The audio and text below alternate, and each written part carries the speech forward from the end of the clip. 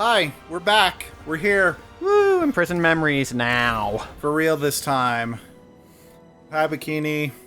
The information is correct, but use it. When we near the astral fissure, a berserker appears. What a shock! With the... Natalie's eyes widened suddenly and backed away, shaking her head in disbelief. Curious, we, who? Oh? Natalie seemed shaken. Looking closer, I noticed the berserker was wearing an Aval uniform. Yeah. Not like this. Go. Mama from I must stop as well. Security citizen Italy. That's what betray us. Securities. The grief in Natalia's voice did nothing to stir the berserker's emotions.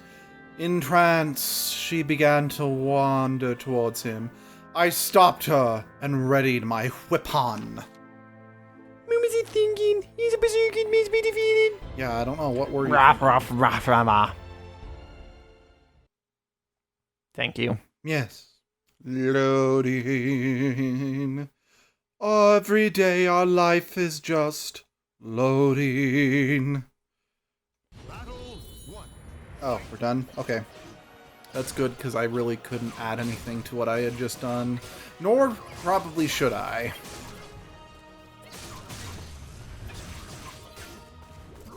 Did you just knock his shoes off? I mean, I know you can do that, but I've just never seen that as, like, the only thing get knocked off before. It's funny.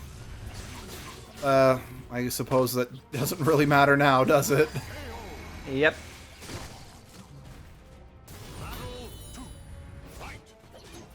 You're a monster. Take that uniform off. You're disgracing it. Don't make me paddle you. See, folks? Science.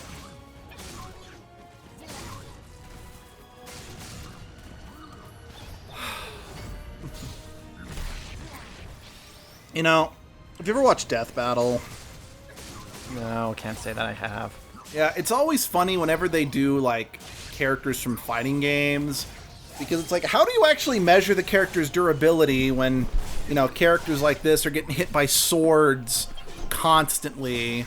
So, how do you actually end up killing the person, you know? Yeah. I mean, I know they've done it. They've done, like, Street Fighter versus Mortal Kombat, as well as a few others, but...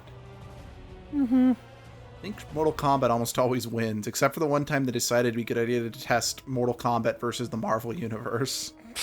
Yeah, I won't specify which one. I failed you. I should never see shit like it happen, yeah. The Berserker disappeared, leaving behind a heavy silence. Never subdued him, crew. Was it not he who caused your death? No, now we are just pointing fingers. Now point that again. Good, I'll break it! Natalie slumped down where the Berserker had disappeared, her expression unreadable. I'm fine. Natalie stood and turned to me. We need to make it with the DN and destroy the last fissure. Sure, why not? Don't we need to destroy this one? Yeah, I don't know. Did that count? I mean, there's usually some... it's still on the map. Oh, it's gone now. Alright, fine. Picky. A stolen power. The first enemy. Nice hat, I guess.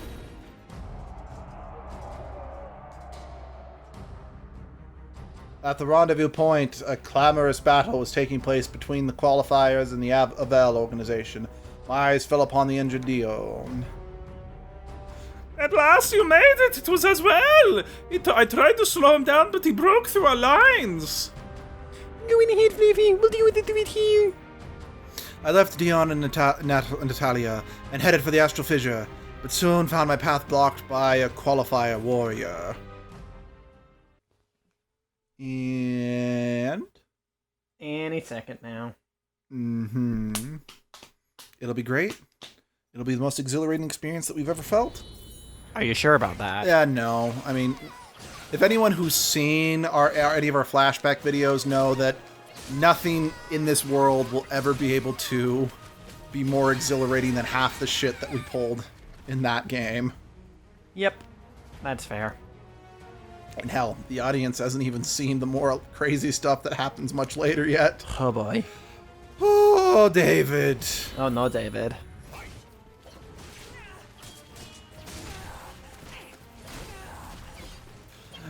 Whenever I see, just similarly designed, throwaway grunts, that you fight just over and over in a game, I just have to think of, are they from the same clone factory that Officer Jenny and Nurse Joy are from? Actually, we never finished it, but I actually was going to run a Pokemon D&D campaign, because Abby was playing as an Officer Jenny. So I invented a bunch of other, siblings who look alike. And I was going to be running, like, a clone conspiracy by the government or, like, some evil team in order to micromanage everyone's lives by having clones do all the, necessary operations of society. Oh. Didn't get very far with it, because it was just one that me and Abby were doing, and, well, we kind of lost interest.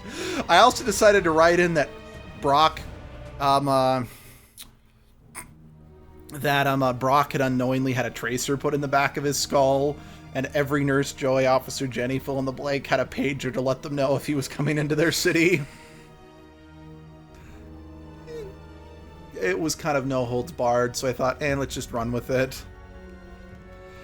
I had wasted too much time. Frustrated, I hurried out of the forest, only to find Aswell, and no Astro Fissure in sight. You fuck. You didn't make it easy for me, but still, you felt spectacular. I've claimed the Astro Fissure for myself. Well, now you're just being rude. Where's my darling girl? I simply love to watch him squirm and suffer in that razor thin line between reason and malice. I'm going to share something wonderful with you. I'm nearly there, just a little more when meets the Astro Fissure, and I shall be able to summon the sword and achieve ultimate power. Well, how does it feel to be on the brink of defeat? You must feel so delightfully desperate. No, I wish I could stay and observe, but alas, I am too busy. Merci, au revoir. Aswell saunters away. I wanted to pursue him, but then I decided, you know what, I like living. Okay.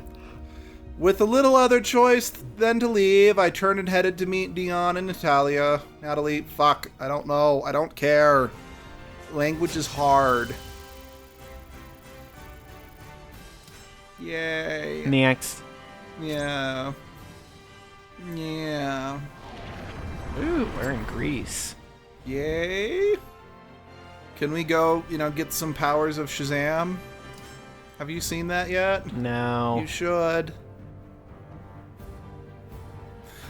We received new information from Avel. An astral fissure had appeared in Greece and as well was headed its way. On our way to Greece, we met back up with Grow. He had completed his mission. Dad, are you okay? I'm ready to report. You're doing well. Thank you.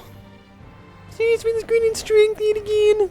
He himself suddenly requires the power of one more astral fissure. He will achieve his goal. What he must?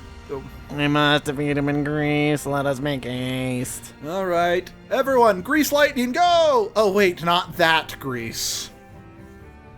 Sir. Dion and... Okay, actually, I'm not going to lie. When I first heard that there was a play called Grease, I thought it was going to be some, mythical play, gods and whatnot. And then when I found out, I'm like, oh, it means Grease, oh, I gotcha. I gotcha. Still, I wouldn't mind seeing a musical about what I thought it was about. Hades Town. That's a thing. Yep. Is he treated with respect? I think so. Good. No one disrespects my boy Hades. Well, okay. I mean, the other gods can disrespect Hades, but as long as the authors realize Hades is a sweetie pie, we can get along. Mm-hmm. Is he and Persephone in a good relationship? I think so. I don't quite remember. Okay, I'm going to read this line and then I'm going to look it up. Dion and Natalia left their seats. As I followed them out of the rooms, I overheard Grow muttering to himself. You're not a brave courteous. When I turned to face Grow, he was looking at his left hand, his expression resolute. In the shadows of the temples where the astral fissures was said to have appeared, we rested one last time before our decisive battle with Aswell. Unable to sleep, I was sitting in front of the campfire when Natalie approached.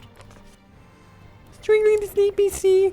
That is fortunate, as has something to say to you. I've watched you throughout our journey together. I've often questioned whether I can trust you. You are an odd sort. They're strong, neither boast or use your own power recklessly. What is going through your mind is anybody's guess, but I do not believe you to be wicked. I will trust you.